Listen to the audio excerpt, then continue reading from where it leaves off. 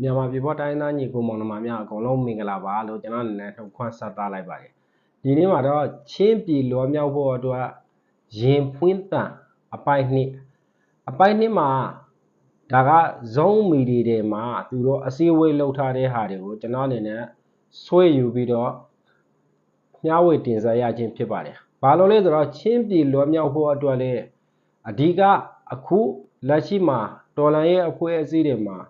CNA CNF ကဘလောက်ထိအမိုက်တရိုက်ဖြစ်နေတယ်လေဒီအရာကိုချင်းလူမျိုးတွေကိုယ်တိုင်အကုန်လုံးအခုဆိုရင် CNA CNF ကိုအရင်တော့ကလက်ခံခေကြတဲ့လူတွေတောင်လုံးဝအလိုမရှိဘူးဘာလို့လဲကျွန်တော်တို့ရခိုင်မှာလို့တခြားတိုင်းရင်းသားတွေမှာလည်းအကုန်လုံးမျိုးနွယ်စုဆိုတာခြိကြတယ်ဒီတော့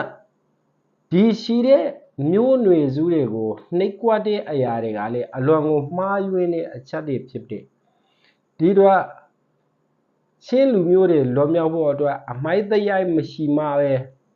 ဒီအမိုက်ကိုချင်းထုတ်လိုက်ဖို့လိုအပ်တယ်ဒါကြောင့်ပြည်သူလူထုရဲ့ရင်ပွင့်တန်ဆိုတာကအလွန်ကိုအရေးပါတဲ့အချက်တစ်ချက်ဖြစ်တယ်နော်အလွန်ကိုအရေးပါတဲ့အချက်တစ်ချက်ဖြစ်တယ်ဒါကြောင့်ချင်းလူမျိုးတွေလွန်မြောက်ဖို့အတွက်ရင်ဖွင့်တာအပိုင်းနှစ်ကိုနားဆင်ပေးပါခင်ဗျာနောက်တတိယတစ်ခုအနေနဲ့ဆိုရင်ကျမတို့ဇုံမီနဲ့ကျမတို့ရဲ့ဇုံကံအတွက်ကျမတို့ CNF တွေမလို့လားဘူးဆိုတဲ့အကြောင်းဒီ ဇုံမီ women power တွေကပြောပြသွားတာဖြစ်တယ်ဒါတမကဘူး ZPCC တော်လည်းကောင်းကျမတို့များသောအားဖြင့်ဇုံမီတွေကကျမတို့မလို့လားဘူးဘာလို့လဲစစ်ကောင်စီကကျမတို့ကိုအုပ်ချုပ်နေတဲ့အချိန်ထက် CNF CNA တွေကကျမတို့ကိုအုပ်ချုပ်နေတဲ့အချိန်ကကျမတို့ပိုခံရတယ်ပိုနာတယ်အဲ့ဒီအတွက်ကြောင့်မို့ကျမတို့ CNF CNA ကိုကျမတို့မလိုလားတာဖြစ်တယ်ကျမရှင်းရှင်းပြောမယ်ကျမဦးလေးတယောက်ကလည်းသူကအိန္ဒိယဘက်ကိုသူခရီးတယ်လို့ဖူးတယ်အဲ့ဒီနေရာမှာသူ့ရဲ့ပစ္စည်းတွေအားလုံးသူ့ရဲ့ပတ်စံတွေအားလုံးဒီ CNF CNA တွေကအကုန်လုံးယူသွားတယ်ဟုတ်ပြီနော်ဒါတင်မခဘူးကျမတို့ဇုံမီလူမျိုးတွေမှာသူတပ်ဖြတ်ပြီးသားခြေမုံပြီးသားအများကြီးရှိတယ်ဒီမှာဇုံမီ women power ကနေသူတို့ speak out လုပ်ကြတယ်ဒါကြောင့်ကျမတို့ဘာဖြစ်လို့ဇုံမီဇိုဂမ်မှာ CNF CNA တွေမလို့ချင်တာလဲဆိုရင် SAC တွေထက်ကျမတို့အတွက်ပိုဆိုးတဲ့လူတွေဖြစ်တဲ့အတွက်ကြောင့်ကျမတို့မလို့လားတာဖြစ်တယ်ဟုတ်ပြီနော် SAC တောင်မကဘူးကျမတို့အတွက်ဆိုရင်ကျမတို့ကသူတို့အရန်ကြောက်တာဆိုတော့ဘယ်လောက်ထိကြောက်လဲဆိုရင်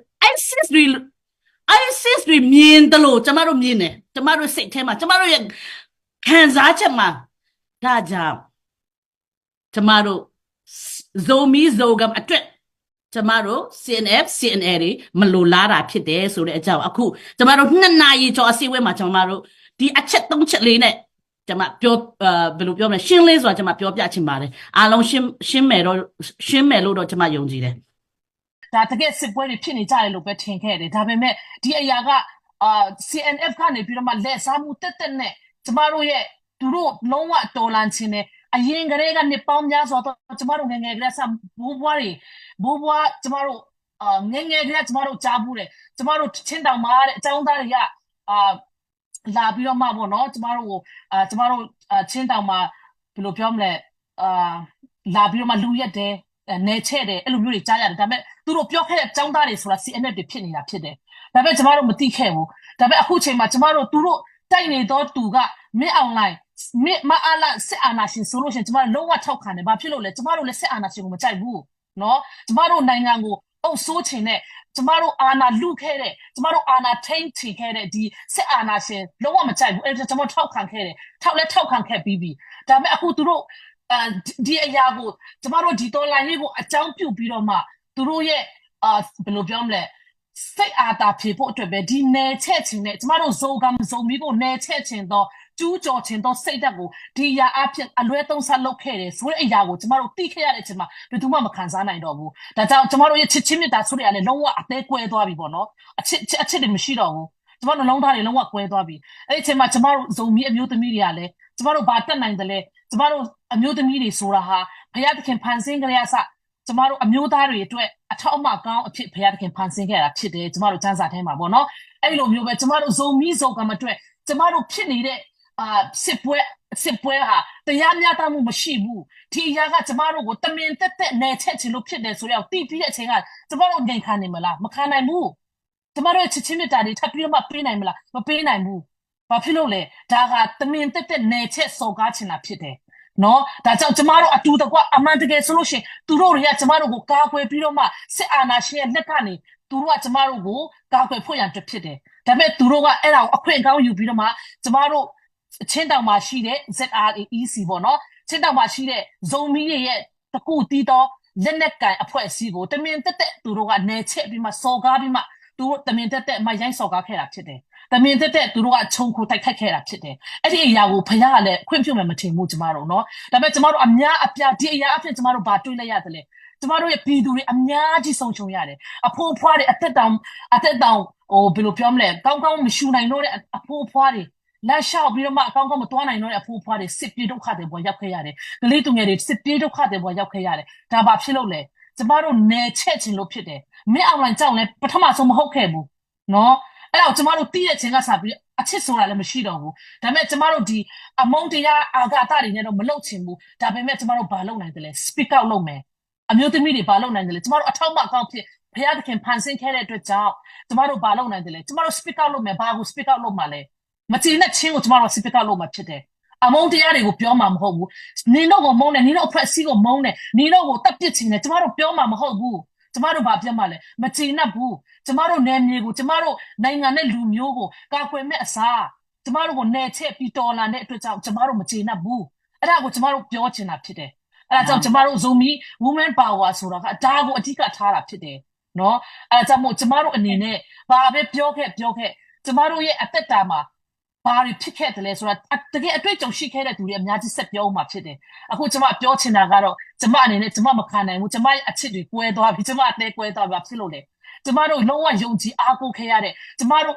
တတွေးထဲပါပဲတွေးချင်းညီကိုတွေဖြစ်တဲ့ချင်းတောင်ပေါ်မှာကျမတို့ကြီးပြင်းခဲ့ကြတယ်ကျမတို့အားလုံးဟာဘုရားသခင်ကဖန်ဆင်းခဲ့တယ်ကျမတို့ချင်းလူမျိုးဖြစ်ဘုရားဖန်ဆင်းခဲ့တယ်ဒီအရာမှာတော့မှချင်းမဟုတ်ဘူးချင်းတောင်ကနေကြီးပြင်းခဲ့တော့ချင်းလူမျိုးဇုံမီဆိုပြီးတော့ဒီဇုံမီစကလုံးတစ်လုံးထဲကိုပဲလက်ပတ်ပြီးတော့မှဇုံဖြစ်လိုက်မီဖြစ်လိုက်အဲ့ဒါကိုပဲကွဲလိုက်ဇူမီဖြစ်လိုက်နော်အဲ့လိုမျိုးနဲ့အမျိုးမျိုးကွဲပြားပြီးတော့မှအမုန်းတွေအာဃာတတွေနဲ့တွာလာနေရမယ့်အချိန်မဟုတ်ပါဘူးကျမတို့ဘာလုပ်ရမလဲဘုရားသခင်ဖန်ဆင်းတဲ့ကျမတို့လူမျိုးချစ်ချင်းမြတ်တာကျမတို့ကအောက်ချင်းကဘယ်လောက်ထိချစ်ချင်းမြတ်တာနဲ့ပြေးရတယ်ဘယ်လောက်ထိသစ္စာရှိသလဲဆိုတာကိုကျမတို့သိပြီးသားဖြစ်တယ်ကျမဘယ်လိုပြောမလဲအတူချုံပြောတော့ဘူးပေါ့နော်ဒီအရာကကျမတို့ပြန်ပြီးလက်ကင်ဆွဲမယ်ကျမတို့အသွေးသားထဲမှာဇုံမီအသွေးသားရှိတယ်ဆိုတာတင်တိနေတဲ့ရွေ့တင်ဟာဇုံမီဖြစ်တယ်ကျမတို့အသွေးသားထဲကနေဇုံမီဆိုတဲ့အသွေးကိုကျမတို့ထုတ်ပြီးတော့မှလွင့်ပြလို့မရဘူးအဲ့ဒီတော့ကျမတို့ဇုံမီဖြစ်တယ်ဒါကြောင့်ကျမတို့ရဲ့အသားကိုစိတ်ရင်နာတယ်နော်နာတယ်အဲ့ဒီတော့ကျမတို့ရဲ့လူမျိုးကျမတို့ရဲ့နိုင်ငံကျမတို့ရဲ့နယ်မြေကိုထိပါစော်ကားလာတဲ့ကြောင့်ကျမတို့အော်ရခြင်းဖြစ်တယ်ကျမတို့ကိုစိတ်ပြီးတော့မှလုံးတဲ့ခါကျကျမတို့အတန်ထွက်တယ်လေအဲ့ဒါပဲယောက်ျားလေးတောက်ကတော့အနဲ့ထိုးလိုက်လို့ရှိရင်တိတ်ပြတ်တာအဲ့လိုမျိုးတော့သူတို့ကြိတ်ခံလိုက်မယ်ဒါပေမဲ့ကျမတို့မင်းကလေးတဲ့ပါလဲအဲ့လိုအော်ကြတာပဲအဲ့ဒီတော့ကျမတို့အမျိုးသမီးက speaker လုပ်ကြတာဖြစ်တယ်ဘာဖြစ်လို့လဲကျမတို့ရဲ့အတူအသားကိုလာစိတ်တဲ့အတွက်ကြောင့်လာတိုက်ခိုက်တဲ့အတွက်ကြောင့်လာထိခိုက်တဲ့အတွက်ကြောင့်ကျွန်တော်မခံမရက်နိုင်တဲ့အတွက်ကြောင့်ကျမတို့ဟာဒီလို speak out လုပ်ရတာဖြစ်တယ်ဘယ်အာဃာတမှဘယ်အမျိုးမှဘယ်အမုန်းမှကျမတို့ဒီမှာမရှိဘူးအရင်တော့ကလေးကစကျမတို့ကိုနယ်ချက်တော်လန်ခဲ့တော့ကျမတို့ကိုနယ်ချက်ချင်ခဲ့တော့ကျမတို့ရဲ့သွေးချင်းညီကိုတွေပေါ်မှာကျမအရင်ကလေးစအမုန်းမရှိဘူးငါတို့မလုံလောက်ပါဘူးလေကျမတို့စုံမီးတွေရဲ့နှလုံးသားကပါလဲဆိုငါတို့အချင်းချင်းတော့မလုံလောက်ပါဘူးလေငါတို့အချင်းချင်းတော့အဲ့လိုမဖြစ်လောက်ပါဘူးလေငါတို့ကချစ်ချင်းမြတ်တာရှိတဲ့သူတွေဖြစ်ပါတယ်လေဆိုပြီးတော့မှငြိမ်ခံခဲ့တော့စုံမီးတွေဟာနော်အဲ့ဒီအပေါ်မှာဘယ်လိုပြောမလဲတစ်ဖက်လက်ပြီးတော့မှကျမတို့ရဲ့နောက်ကျောကနေဓာတ်နဲ့ထိုးတယ်တမင်တက်လှုပ်တယ်ကျမတို့အချင်းချင်းတောင်မှတွေးထိုးတိုက်ခိုက်ခဲ့တဲ့အရာကိုခံစားတဲ့အခါမှာကျမတို့မိဘပြည်သူတွေအများကြီးဆုံးရှုံးနေနာရတယ်ကျမတို့ရဲ့ကျမတို့ရဲ့တကယ်ကိုဘယ်လိုပြောမလဲမြို့ကြီးမောကျမတို့ရဲ့ချင်းပြည်ဇုံကံအတွက်တကယ်ကိုမြို့ကြီးပြကြီးအနေနဲ့ကျမတို့ရှိခဲ့တဲ့ မြို့ဆိုလို့ရှိရင်တတိမြို့ဖြစ်တယ်တွန်းစားချခါတွေဖြစ်တယ်အဲ့ဒီဟာတွေအကုန်လုံးကုန်သွားပြီဒါပေမဲ့ဖရားလက်ထဲမှာရှိတယ်ကျမတို့ဘလောက်ပဲကုန်ခန်းနေပါစေဘလောက်ပဲပြာကျသွားနေပါစေဒီအရာအားလုံးကိုသိမြင်တော့ဖရားကကျမတို့လက်ထဲမှာပြန်ပေးမှဖြစ်တယ် ဆိုတော့အခု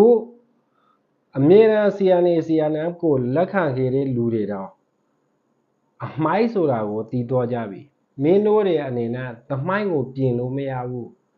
အမှားရှိရင်အမှန်တော့ပြင်လို့လွယ်တယ်ဒါပေမဲ့အမှားနဲ့အမှန်ကိုခွဲခြားဆက်ဆံတဲ့မဲ့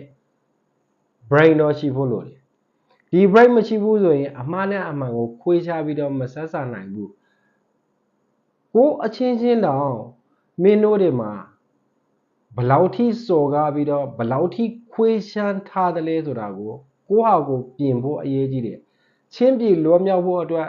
ချင်းအကုန်လုံးစီလုံးဖို့လိုအပ်တယ်စီလုံးမှုချီမှာပဲအကုန်လုံးတိုက်ထုံးနိုင်မှာဖြစ်တယ်ဒီအတွက်စစ်လော်ဘီဆိုရင်စစ်လော်ဘီပြီးဂျွန်ယူဇလာနဲ့မှာပါလိုက်ပဲเนาะအာနာယူတဲ့သူနဲ့ပေါင်းရင်ဂျွန်ယူလို့ခေါ်ရမယ်ဆိုတော့ဒီအချက်မှာအကုန်လုံးစီလုံးတိုင်းမှာပဲဒေါ်လာရဲ့တခုကိုအောင်မြင်မှာဖြစ်တဲ့အတွက်မိမိနဲ့မဆိုင်ဘူးမိမိကတခါတည်းစစ်ကောင်စီရဲ့ lobby တောက်တိုင်ဆိုရင်ချင်းပြည်နယ်ကအဝေးဆုံးကိုမင်းတို့တွေလွင်းသွားလိုက်မယ်ဆိုတာကိုပြောရင်ပြည်သူတွေရဲ့အတန်အရာရေးကြည့်ပါတယ်နော်